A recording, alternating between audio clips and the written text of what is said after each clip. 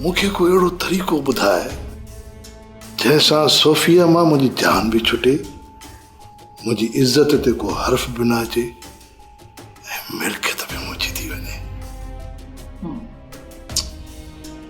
सुफिया लाइ तूं सोचणु छॾे ॾे। सुफिया लाइ मूं सभु कुझु सोचे छॾियो आहे। तोखे ख़बर न आहे त सोफिया मूंखां तलाक वठण लाइ तयारु थी वई आहे। असांखे जल्द हुन लाइ कुझु सोचणो पवंदो। तव्हां छा सोचो आहे?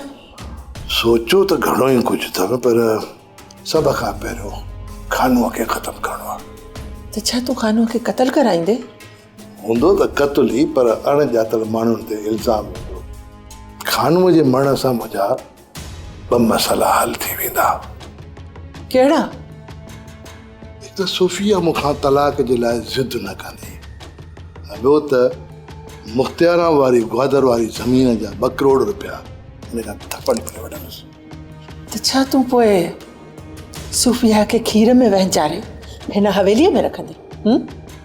सूफिया खे बि कोन था वेचारींदुसि, पर सूफिया जे मिल्कियत हथ करण खां पोइ।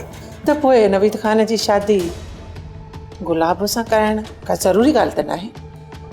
तोखे ख़बर न आहे, गुलाबो जी शादी जेकॾहिं अली सां थी वई न, त गुलाबो खानूअ जे खून जो हिसाब ऐं 2 करोड़नि लाइ कोर्ट में छॾे।